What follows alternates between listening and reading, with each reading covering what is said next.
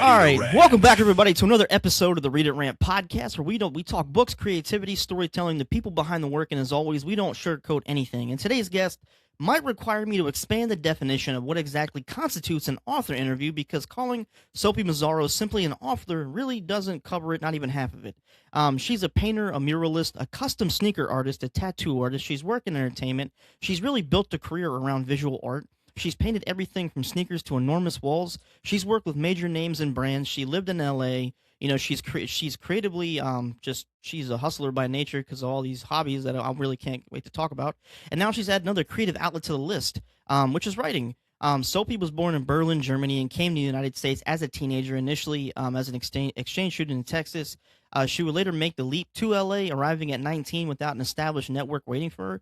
What followed wasn't a perfectly mapped out career. Instead, it became a journey through acting, art, murals, custom sneakers, entrepreneurship, tattooing, and seemingly whatever other creative outlets Sophie decides she wants to tackle next.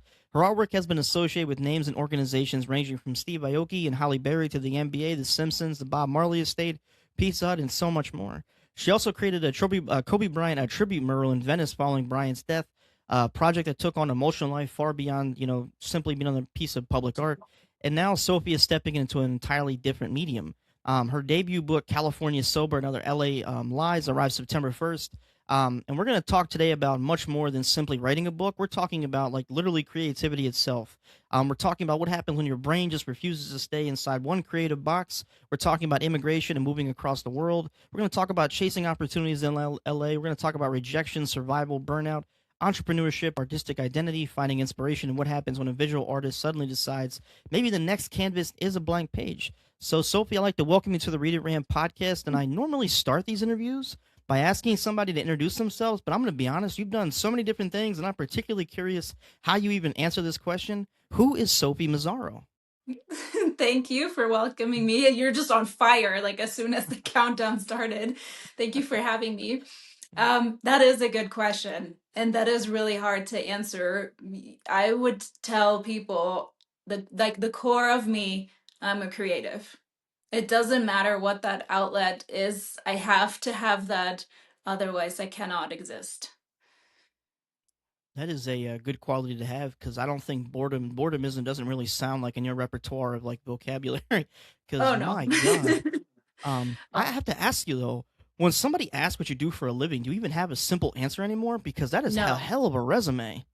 And it's hard too because I feel like people think less of you if you tell them that you do these multiple things, and it's kind of not a good thing how people say, oh, a jack of all trades is someone that does no thing well.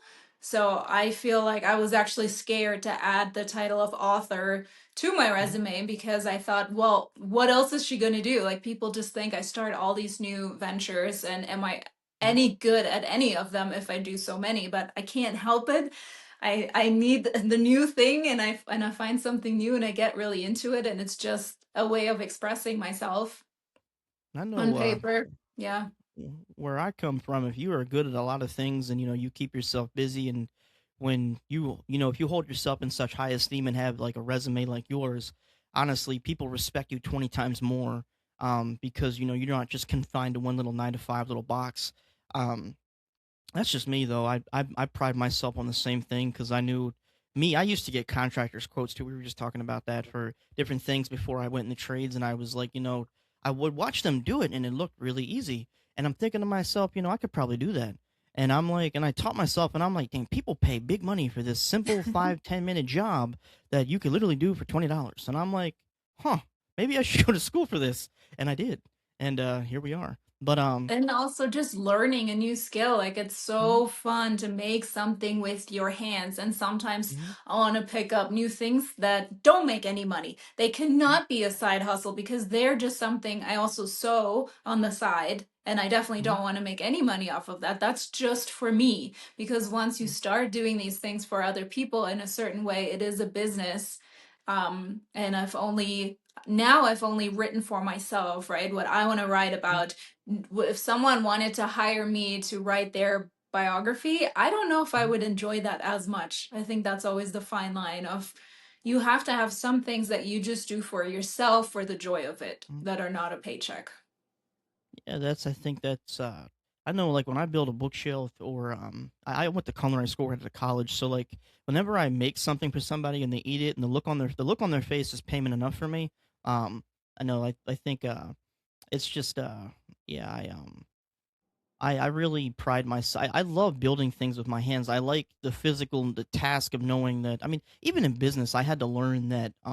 If you want something done right, you do it yourself. Because I can't tell how many times, how many employees I went through, and they just screwed the job up, and I had to go back anyway and fix it or whatever. And it just got to the point where I was like, I'm not even. I'm stop wasting money. I'm just gonna fix this the right way, do it right, and then not lose business.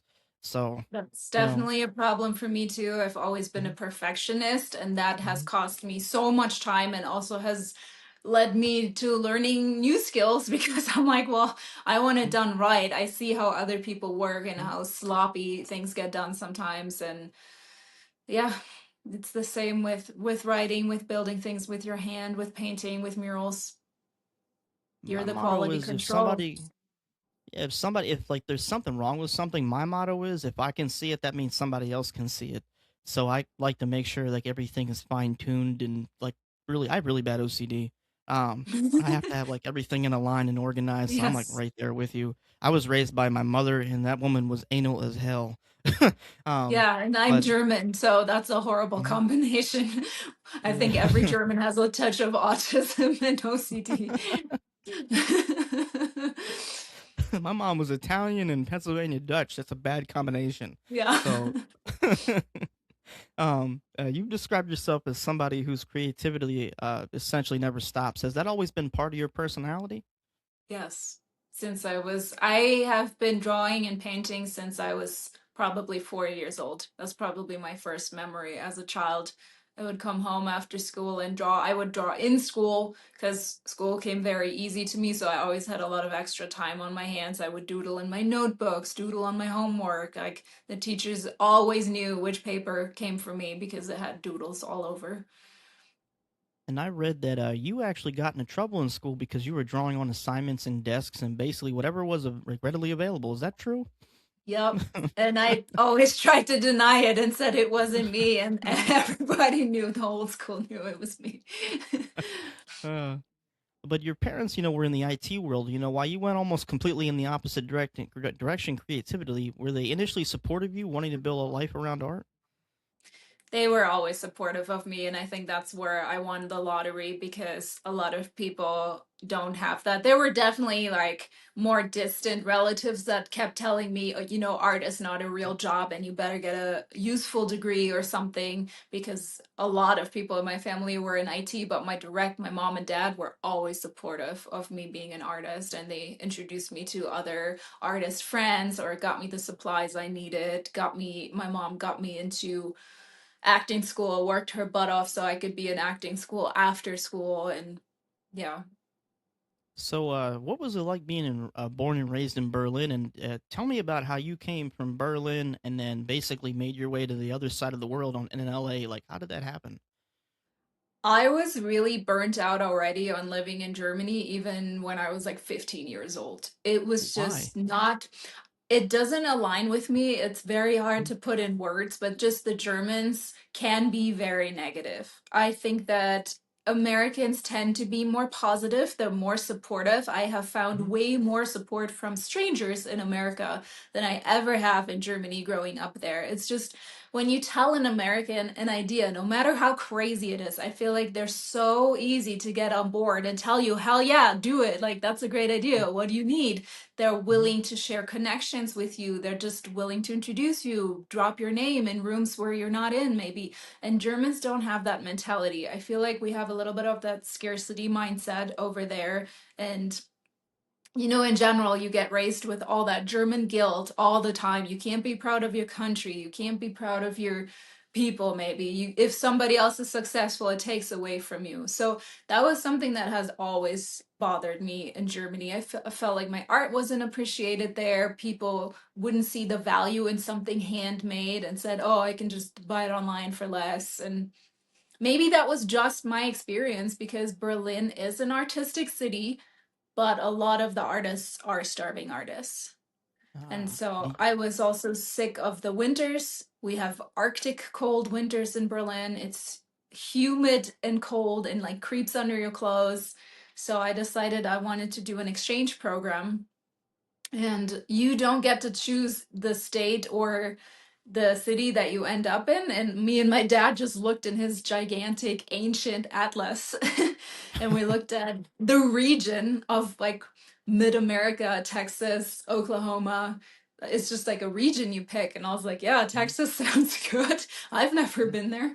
And then I just got really, really lucky and ended up in Austin, which normally they don't let you pick capitalist cities or anything. You remember the first few days in America? Was there like a language barrier? Yeah, the first week I didn't speak. Oh, I was in high school. I went to this country high school, Dripping Springs, and I picked that that's on Texas. purpose. That's Yeah, that's Texas. Texas. Like, Oh I my got my God. cowboy boots at 16. I was already in love with it from the airport Hmm. ride to their house. Hmm. I saw their F-250 and I was like, oh my God, I love it here. Like, correct decision. And then in school, I got scared. And I remember the first week eating my lunch in the bathroom, like in an American high school movie. I didn't speak English very well. I didn't understand anybody. And so I think for the first week, people didn't even know I was an exchange student. They just thought I was a weird kid that maybe is deaf and doesn't talk. And I know you credited your host family with really helping you learn English. What did that experience really mean to you? We're still friends, first of all. Like, we just went to Yellowstone together, and they were my second lottery win, because I know a lot of exchange students don't get that lucky with a family like that. And they had an older son who was serving in the military at the time, so I was an only child with them. And they were the most amazing family, very, very patient with me, very smart, corrected my English all the time, which I give them all the credit for, that now I'm able to write a book in another language.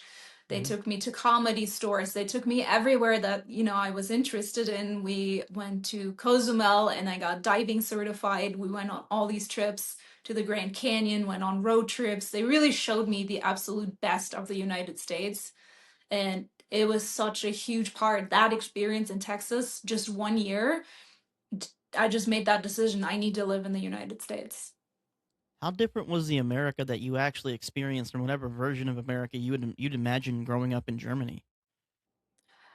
I had been to Florida before as a child. I was maybe 7 or 8, and I always loved it. It was a different time, of course. It was in the 90s, 2000s, and everything was so grand, and the grocery stores were huge, and there's 600 different types of cereal, and the cars are huge, and the people were genuinely really, really nice. I think that was Mhm. also just landing in Texas. Everybody was so friendly and welcoming. It So depends on where I you think go in Texas. I was gonna say it very much depends where you land. Just my experience was Hmm. like everything I'd hoped for. And I know for me up here in Pennsylvania, I'm a redneck. Like I don't publicly say that a lot, but like where I live in the country, there's a lot of these kind of people around here. They're very nice. They're very shirt off your back kind of people. I like those Yeah. people. I moved out of the like Harrisburg, which is the capital where I was born and raised, and I love it up here. Everybody talks to one another. Everybody has a personality. Common sense is the normal thing up here. The craziness is that way. um, but you moved to LA at 19 alone, without really knowing anybody. What was that first year in LA like actually like? That was also a rough start, much rougher than in Austin, because I didn't have that fallback on family, or like host family or any kind of people that I knew, because I didn't know a single person in LA. I got accepted to a very prestigious acting school and basically had two choices, LA or New York.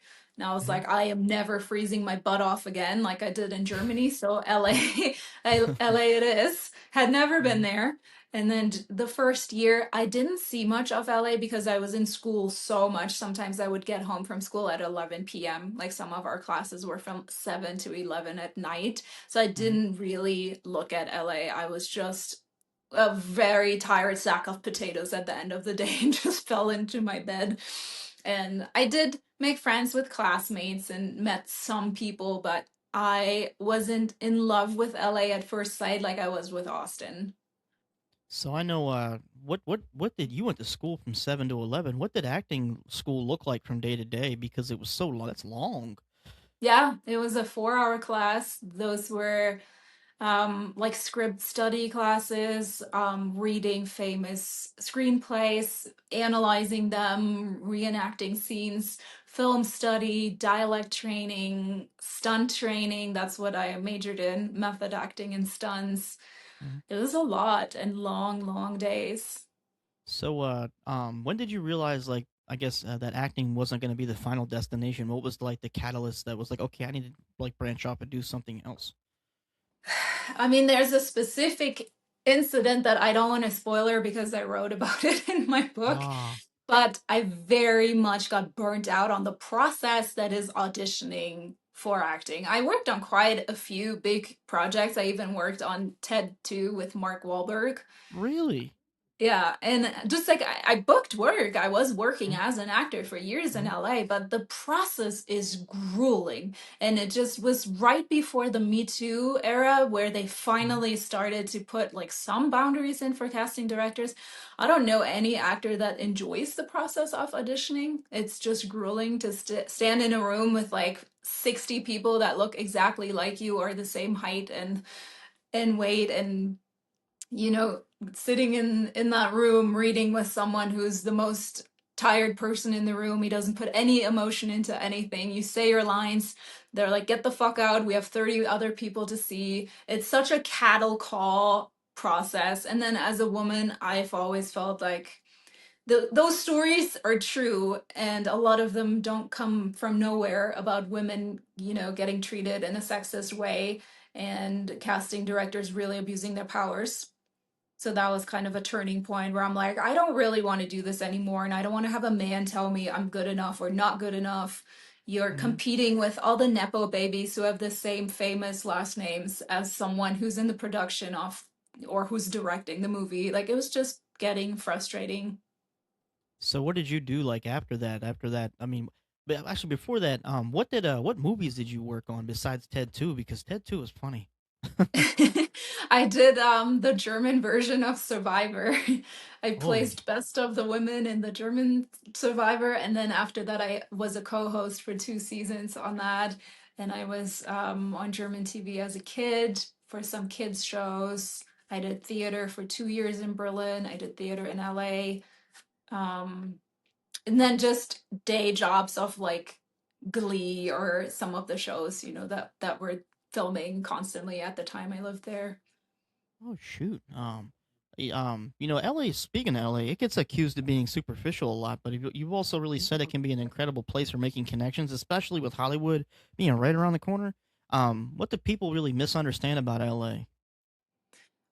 Well, a lot of people move to LA for selfish reasons. I think that's absolutely true that the ambitious and the people that just think they're cut out for more in life move to LA. And some people do it for the wrong reasons. And some people just move there to be famous. And that's fair. You can do that. Like, there's nothing stopping you from doing that. But those aren't necessarily the best friends you're going to make because they're always out to get something for themselves out of it. And it can feel very transactional and people kind of look at you like I felt judged for that because I don't have a big social media following and people would literally dismiss me at parties when they looked at my following. They look at followers as the amount of respect that they owe you or the connections that you can get them and like the rooms you can introduce them in. So I That's think wild. that's true about it, but I've also found friends that would give me the shirt off their backs and they will take me in with me giving them 5 minutes notice and they're the ones, in Germany we say to steal horses with. It's a German saying. They're just down for you and ride or dies. That's taking You have ride or to go die to find a your people. You have to yeah. That find them. Like, I don't think everybody says the first 3 years are rough and you just need to stick it out. And I think that's true too. A lot of the overnight successes took 10 years minimum in the making of somebody not giving up and somebody just trying to make friends and you find your people. yeah no that's taking ride or die back to the 18th century. Holy cow, I never heard that before. That's a new one. Yeah. Um, But what's one story from your early LA years that perfectly captures just how bizarre that period of your life could be? Oh my God, there's so many. Um, I guess a funny one is I moved within LA. I've probably moved 15 times in 15 years, maybe more. I kind of Mhm. stopped keeping track. But one night I was painting inside and had my headphones on, and I heard this loud crash even through my headphones. And I ran outside. It had rained for weeks. It was one of those weird years where it just didn't stop raining. And a 40-foot sinkhole opened up right outside my apartment building, and two cars had gone inside it with people still in it. And the car shut off, but the windshield wipers were still going. And they had to helicopter out the two people that unfortunately weren't harmed. And I was one of the first people on scene, called 911. Yeah, just our old plumbing system in LA. And then one lady actually sued the city of LA for negligence and won a bunch of money. And I had to move again because they started construction on that road for like 3 or 6 months straight, day and night. And that is just a normal Tuesday in LA. That's crazy. I know we have sinkholes here in Pennsylvania, but it's not as frequent. But I mean, I've heard a lot of bad stuff about California, even like the whole state on the news. Um, Yeah, just with them, with the governor and everything, yeah. and how they don't take care of their infrastructure, and the lack of water, and the They wildfires don't. last year, and the mayor of LA last year really did a discredit to those people that lost all their homes, including Hollywood actors. Um, Yeah. and it's a travesty. And I mean, sinkholes for me, getting back to that, that's like one of my weird fears, because I read a story once of a man here in Pennsylvania who he fell asleep one night and a sinkhole literally swallowed his house. And I was like, that is terrifying, but like I guess a good way to go, because like it's, you don't know it, you're dying in your sleep, but that's freaking terrifying. Like, Well, I know now that it's a possibility. It was like 10 yeah, feet from the door. and it's just taking it's like a Looney Tunes situation. Imagine if you were to step out the door and go, "Phoom," Yep. it's just that would scare the hell out of me. Well, you But see what's going on in West Hollywood right now. They had four main pipes break within like a yeah, week period. Our infrastructure is old. Our tax money is mhm, not going there. We have the worst roads in North America and we pay the highest mhm. taxes. It's not going there. Well, I know the thing that I don't understand about California and why the DOJ at the federal level isn't looking into California. They got billions of dollars to build that railroad, and Yeah. Newsom, did You never mean he all 2 miles of it? yeah, he did. They said he laid a track. I'm like, I haven't seen any tracks laid. You guys got over $1 billion for that high speed railway. Where is it? Yeah. And that was what, 6 years ago. And Yeah, we'd then we all had love to the know. like we they had those wildfires last year, and they could have opened up the dams up north so it could flow down to the Palisades and all that stuff and Eden, and there were thousands of houses that were just gone. And I'm like, what is going on? Like, I could not live in a state that is crazy. Like, I watch the news and I'm like, Lord, just I have shaking my four head. friends that lost their homes, and the red tape they're facing and how long it's going to take to rebuild. One of my friends is paying a mortgage on an empty lot right now where the house and burned and, to and I don't ashes. understand. And Well, I also heard that even with the hurricanes in Florida, a lot of insurance companies in California stopped giving insurance policies for homeowners insurance to yeah, where these wildfires are, and that's just insane on the face of it, because you can't. That's an act of God. You can't yeah. control, like, if that would happen to you. I mean, look at what happened to Washington a month ago. Even in Canada, like it's a prevalent thing. The drier the weather, and We like can't get into that topic though, because I could have a 7 hour podcast just on the failures of California as a state as a whole, the governor, all the misconduct, all the losing of money, all the embezzling. Like I could write a second book maybe about that one day. I don't know who would read it, I but would. I mean, as a resident, I mean, that would gain some national attention. I mean, that's good journalism. It's just constituents writing novels about the failures of government and yeah, state government and their policies. I mean, maybe one how I'd read it. while um, paying the highest prices in the country, right? yeah, Pennsylvania has a second. I think we have the highest gas tax and the highest tolled roads in the country. And we have a little bit of the same problem. Um, a little bit less, but it's right there. Our governor is the same way. Yeah. But I'm not gonna get into that.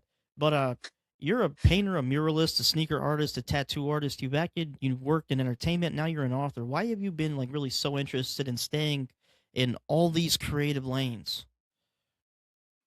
I don't know if that's just being interested in it or it's like this burning need and I have to do it. I have to have all these creative outlets or I can't exist. I don't know. Like I go crazy if I can't create, if I can't draw. You can't see it right now, and I'm not going to show you because my room's a mess. But I have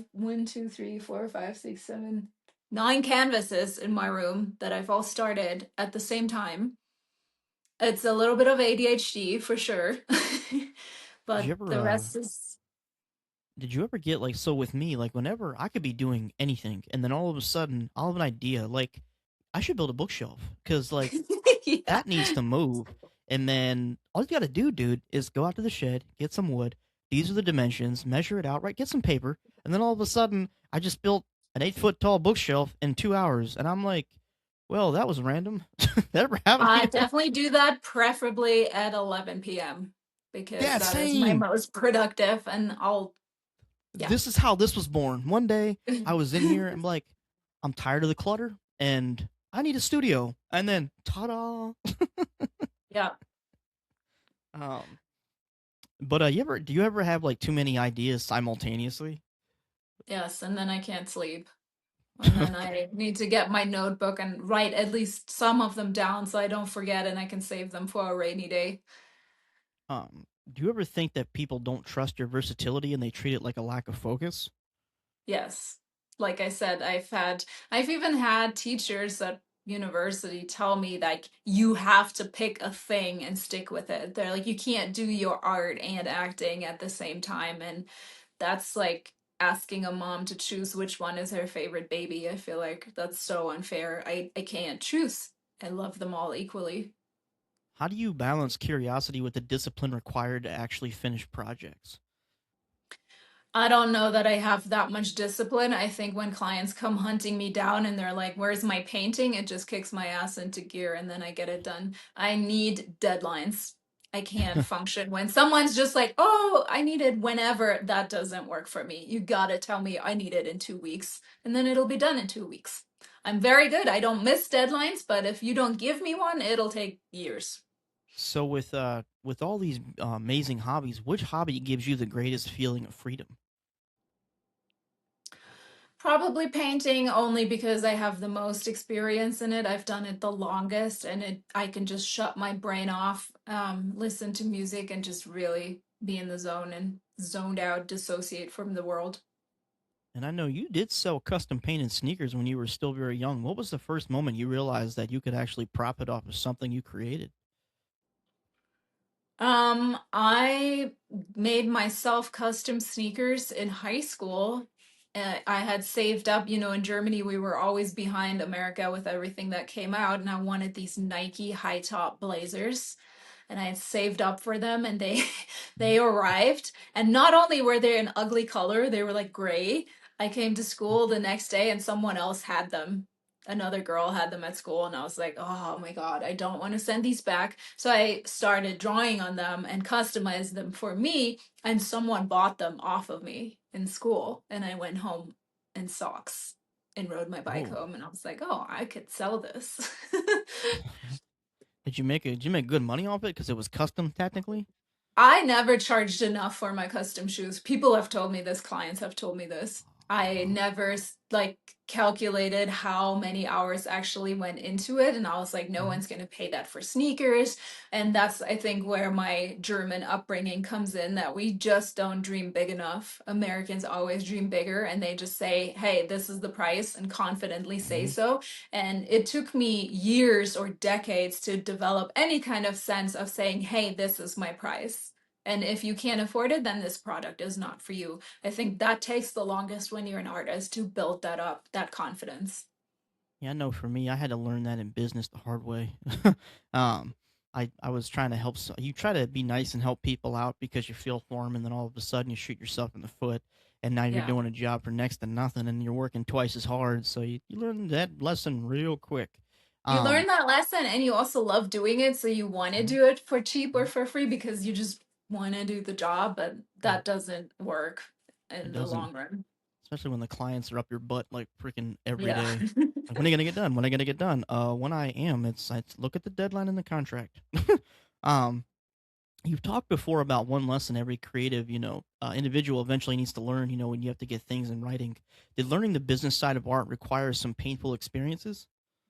Oh, yeah. I'm actually still in court right now for a case where someone stole artwork from me.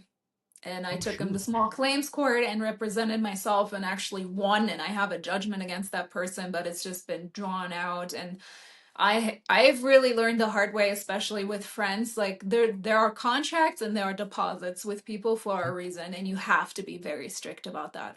Even if it's your homie, even if it's someone you've known for years, like unfortunately, those can be the people that can really screw you over. One thing I learned in business is don't ever do business with friends and family, because friends and family always want something for nothing. And when you don't give it to them, then they come after you and say you're the worst piece, they're the worst person in the world. So I got Yeah. to a point where I just recommended them to friends, and then those friends could, that way you don't, like, it's actually like a conflict of interest almost. Um, and I kind of just separate the business and personal because I didn't like to intermingle. Because I actually had friends of mine that were in business with me that they actually screwed me out of money, and they took jobs from me, and then we're no longer friends. And money really changes people. That's another lesson I really learned. Yeah. Um, but Power and money. yes, very much so. And then speaking of Kobe Bryant, following his demise and his death, you created a tribute mural in Venice. How did that piece come about? So that was actually supposed to be a personal piece for a friend of mine who was friends with the Bryant family. And Oh. we had lunch that same day that he passed, and all of a sudden at the table he looks at his phone and he gets the sad news. And I decided I want to do something for my friend to grieve. And I knew the perfect wall for this. I lived near Venice at the time, and there was this perfect wall they used for advertising that they normally charge, I don't know, 10 grand a month for companies to advertise. Hmm. And my budget was $0, so slightly under that. And I walked into the owner and showed him a proposal, and I said, "Hey, I would like to make this for the community. This is my past work." And he said yes. And I was shocked because I was like, no way, this is gonna work. And I started that same day and I bought my own supplies, my own paint. Like I didn't get paid anything for this. It took me 2 full days to paint, and I barely ate anything. And the whole day, normally I paint with my headphones on to be focused and not get distracted. And that day I didn't have my headphones on because people just kept coming up to me all day. And it was people from all cultures, from all age groups, from all countries. I cried a couple of times. I had people share personal stories of them and Kobe or how he motivated them to keep going when they lost everything. And it was very, very emotional to paint that. And on the second day, people started bringing flowers and candles and letters and would put them down. And it kind of became this vigil for Kobe. And I know there was reportedly an interaction involving a deaf girl communicating toward the mural in sign language. Without, me trying to tell your story for you, can you really take us into that moment? Yeah, it was the second day, so the mural was finished. It was probably 11 or almost midnight. Everything was dark. Most of the tourists were gone by then, and I was hanging out with my two other German friends that had helped me like set up and prep and film everything just so I could have the memory. And then we see this girl walk up on the boardwalk and she approaches the mural and she's just in her own world. I don't think she saw that we were watching her because we were a little bit back behind a palm tree. And she starts signing in sign language to the mural and starts talking to Kobe. And someone actually translated it. I don't want to summarize it the wrong way, but she basically told him like she loved him, she wants to be like him, and then she kissed him, she blew him a kiss and did a little twirl and walked away, and we all just broke down in tears. Like I don't know if you know how hard it is to make like adult Germans cry, but we just lost it. That was such a beautiful moment, and yeah, I made that and I felt so proud in that moment that I could give back to the community. Did that experience like really change the way you understood what public art can really mean? Yes. And I wanted to do more of it. And then COVID happened and shut Yeah, the that, world down and shut us down really, really hard in LA. And I got hit by a car 2 weeks before COVID happened. So my world stopped for a little bit then too. I'm glad you're okay. That's wild. Um, Yeah. but how did you end up painting wildlife in Wyoming? Because you went from Berlin to L.A. and Kobe Bryant to wildlife in Wyoming. That is a crazy transition, but it's amazing as well because Wyoming is one of my favorite states.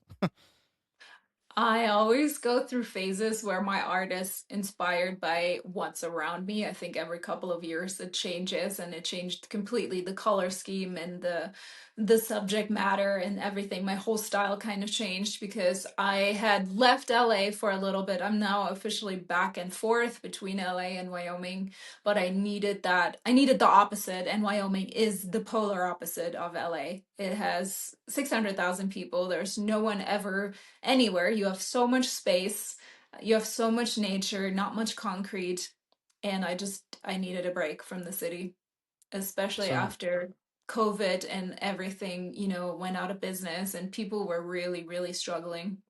Amazon and Walmart really killed big box stores, and I complain about that all the time. I miss the Yeah. old days. I miss the old And days. I miss LA from 2011 to 19. Like those were the days, and we will never get them back, and people that moved to LA after COVID will never know what it was like to live there at the best time. I miss it when it was a Sunset Strip in the 80s. So I don't like what things have come since then. Things have really taken a turn since then. You But don't like another beige cube apartment complex called the Artesian that's no, so I don't. livable, except they forgot Yeah, to build parking? yeah, I don't like all the. There's no parking. Yeah. These McDonald's depression buildings where there's like I saw this. I think it was like a meme or like a video on Facebook the other day where like don't give me the McDonald's square box of depression. Give me the '90s grandma kitchen with colors. Wooden cabinets. A lamp, candles, a TV on the little 25-inch color TV on the kitchen counter. Little curtains Well, over the kitchen window. LA has always had a horrible habit of bulldozing charm and Mhm. history. They always need to make room for something new and square and beige, where rent is going to be $5,000. There will be no parking. There will be a Hey, $150 pet fee and a $200 fee for something else. I don't know. It's just we yep. had so much charm, especially the little Spanish style The, villas, and they're just the, all gone. the haciendas. Haciendas, yes. Yes, I miss what California used to be, and I don't really I can't do that. That's why I like living in the country because there's so much space. There's more architecture, and it's just vibrant. It's not depression city with Yeah. clean cut lines, marble, grays. It's just I don't know, but your website jokingly describes you as a recovering city girl. How much truth is hidden inside that joke? I think I really have both sides, and for years I was trying to make myself fit into one of the boxes because I've always grown up with both. I've grown up in Berlin, which has 4 million people, but my summers I would volunteer on a farm in Bavaria for kids with Down syndrome, and I would Hmm. take them horseback riding and just work in the stables, get up every day at 3 in the morning. So I've always had both worlds. In Austin, I had the countryside. I had my rednecks that I hung out with, and I had the city girls. We shot Gatorade bottles in the backyard and like did dumb stuff all the time. And I loved that there, and I'm still friends with all those people. And then I have the same. I love LA in a nostalgic way, and I love the city and the energy and the people and the immigrants and everybody that makes up LA, but I also desperately need a break from it all the time and need to It's be in nature and need to be around animals, and that gives me a lot of inspiration to paint as well, but I can't fit in either box of just city girl or country girl. I think it's completely okay to like more than one thing. It is. And how did you go from painting Kobe Bryant to starring in such amazing productions in Hollywood, to you just thought, oh hell, I think I'm gonna actually write a book. How did that happen? Like that just came out of nowhere, and I love it. I love the creativity. But how did you get to that point where you're like, I'm just gonna write a book? I started writing the book when I first moved to LA in 2011. That's how old the first stories are in that book. And it Dang. started as a journal because so much crazy shit was happening to me that I was like, this is not normal. And I'm going to want to remember this and look back on it and laugh. My very first night, I watched someone get stabbed to death. So that's how Well, my book opens because that was my start in LA. And I'm like, okay, I'm not in Berlin anymore. Like, shit actually goes down like here. shit just got real. Like, Shit got real. You don't have your parents. You don't have any friends. You don't have anybody to call. You don't have credit in this country. I didn't even have a cell phone. I got my first iPhone at 19. And like, I didn't have an American phone plan. I was just this stranded little orphan in LA. And all this crazy shit started happening. And then like so I just somebody just got compiled. stabbed. Yep. I Somebody call compiled 911. these when they would still answer. Yeah, maybe. Oh, I just compiled these stories over years and years. And then during COVID, when we were all shut down at home, one of mhm. my friends was going through my notebooks and read some of the notes I took. And he laughed his ass off. And I'm like, I'm glad you find my personal trauma so amusing.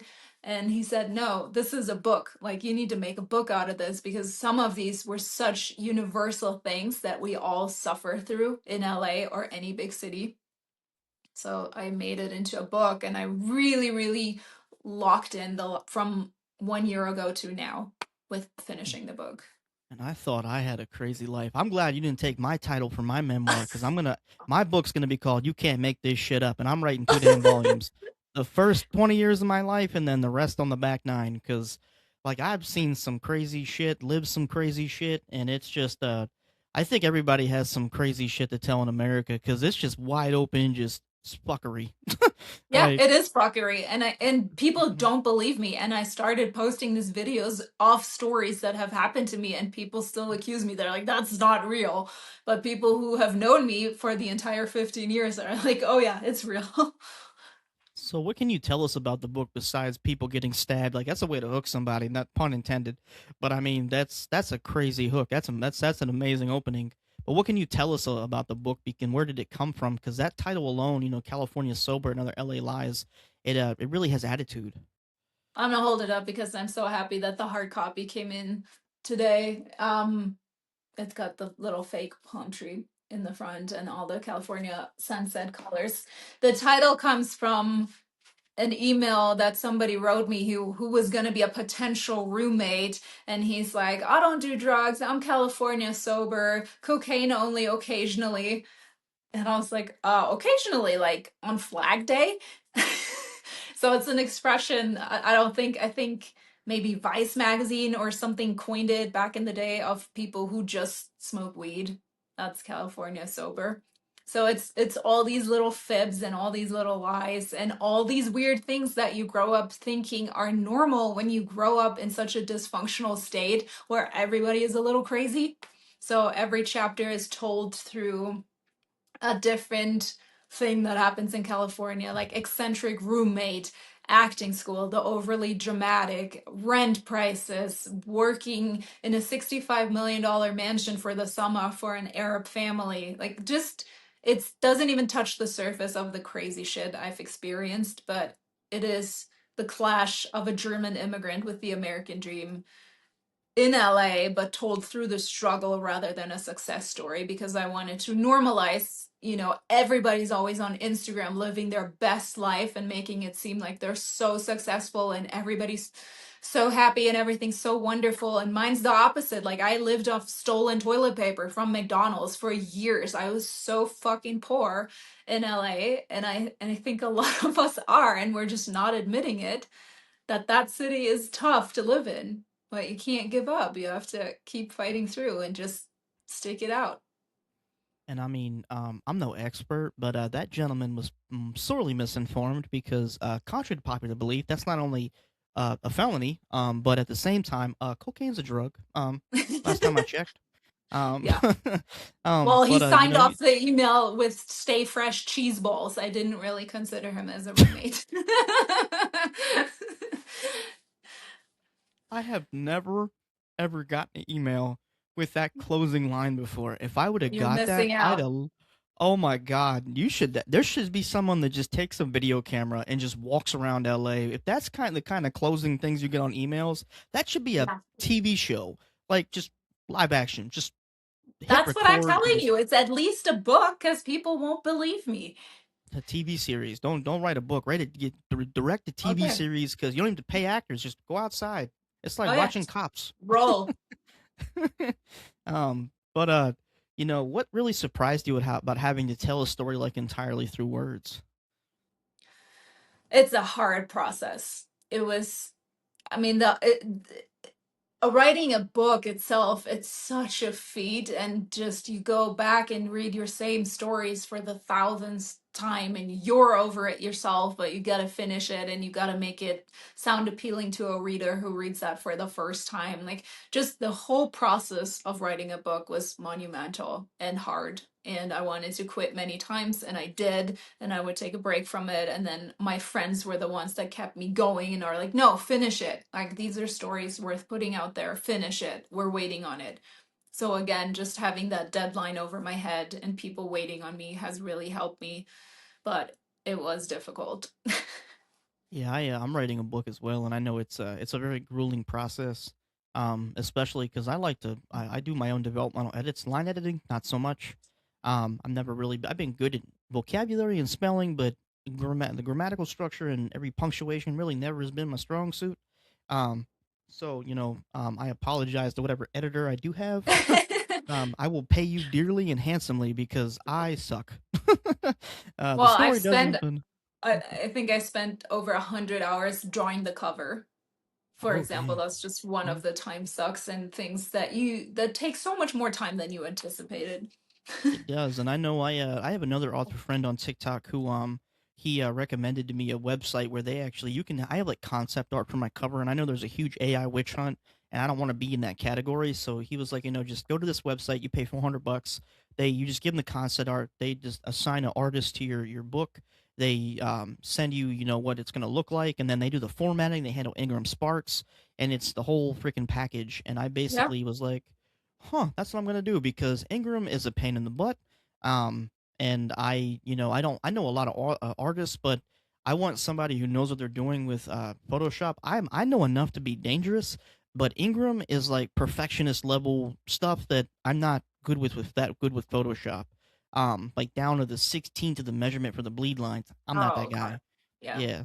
So I mean, I'm it's gonna deal with that too in a little bit because I have to still put it on Ingram. So yeah. good to know. Yes, Ingram. I would honestly look into like TikTok. I know a lot of great people. If you ever need help, finding people like that, I have so many followers on TikTok that are artists or people that can direct you to the place you need to go, and I can help anybody that wants to help because of Ingram Sparks. Is every author is going to tell you the same thing. They are a pain in the ass to work with. Um, and I would really look into somebody who's a formatter or like an independent publisher that can just handle that because they are a pain in the ass. Um, Yeah. but you really crossed countries, changed careers, worked across different creative mediums, built an art business, painted enormous walls with famous people on them, customized sneakers, tattooed people, worked in entertainment. Now you've written a book. So after all that, do you think you finally figured out what you want to be when you grow up, or have you accepted that figuring it out was never really the point? I don't want to grow up. Time to pickle. I don't want to pay bills and have them stack up like the Tower of Doom on my desk. I don't want to do adult things. I really just want to make things with my hands all day, and I think that's not how the world works. So the hard thing is finding a better balance between the things that I already do.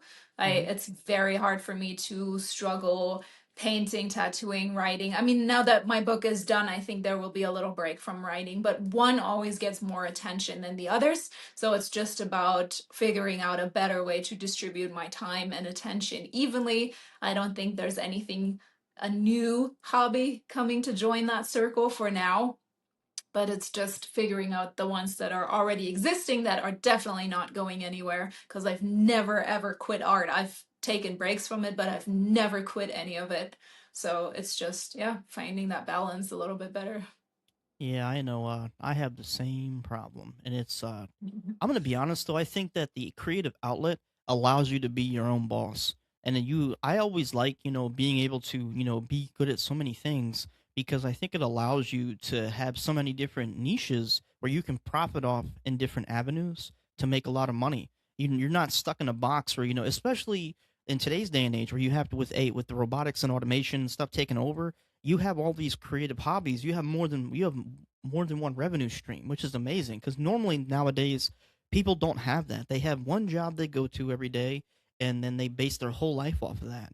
But I think for people that are seriously creative, they have this wide world of so many possibilities to make money off of that the possibilities are never ending. I definitely think tattooing and painting, that's not going anywhere and that's not going to be replaced. As much as I am annoyed with AI in the painting world of like, you go to a craft fair and 99% is just AI slop on a t-shirt or a printed tumbler. It Yeah. pisses me off, yes, but do I think it's going to completely replace human art? Absolutely not. And people are still going to travel far for their favorite tattoo artist to get a tattoo. So I think that's a good area to be in. I have friends that are illustrators that are seriously losing out on jobs because it's being replaced. So it's something to keep in mind with where we're going with this whole AI thing. How did you But first get into tattooing? I'm sorry. How did you first get into tattooing? Um, my current boyfriend is a tattooer, and his pickup line was, "You ever thought about tattooing?" And I was Oh like, "Oh, shoot! new hobby." And how did you like get it right away, or was it like a skill that he had to teach you, or how did that work? It was the roughest learning curve of any artistic thing that I've ever learned. Because I learned murals so fast. I literally got on a job and I told them, "Oh, I have no actual experience painting a mural." And they're like, "It's fine, you'll learn." With tattooing, it was the polar opposite. I just didn't pick it up fast. There was so many times where I threw my fake skins in the trash, threw my drawings in the trash. I mean, it helps being a painter and having an eye for like color theory or certain things that go together that makes a composition look good. I definitely think you have an advantage if you're a painter, but the actual application on skin, that's a very hard learning curve. Gotcha, gotcha. Well, we're almost out of time. I want to thank you for so much for coming on to the Read It Rant podcast and talking with me about creativity, immigration, Los Angeles, art, writing, and what happens when somebody simply refuses to fit inside, one creative box. And everybody watching and listening, Sophie's book comes California Sober and Other LA Lies. It comes out September 1st, 2026. So if today's conversation really made you curious about the stories behind the artist, the immigrant experience, the chaos of Los Angeles, and the journey that eventually turned a visual artist into an accidental author, make sure you keep Sophie on your radar and don't just follow the writing. Go check out her artwork. Look at the murals, the custom sneakers, the wildlife paintings, because one of the coolest things about today's guest is there isn't just one way to experience her creativity. It's multifaceted and it's amazing. And before we officially get out of here, I want you to tell everybody watching and listening where they can follow you, where they can see your artwork, and where they'll be able to pick up a copy of your book when it releases on September 1st. First of all, thank you for having me. It was a lot of fun ranting. I think we could do it for many more hours, especially about the failures of government, but that's not the fun stuff. And you can follow me on Instagram, Facebook, and TikTok at Sophie Mazzaro Art. And my book, California Sober and Other LA Lies, will be on Amazon September 1st. Awesome, awesome. Well, everybody watching and listening as well, make sure you not only follow Sophie, but follow, the Read It Rant podcast for more conversations with authors, artists, creators, and the people behind the stories. Support your authors, support your artists, support people willing to create something different, and never let somebody convince you that you have to fit inside one creative little box. Until next time, keep reading, keep creating, embrace the rant. This is the Read It Rant podcast, and we are out.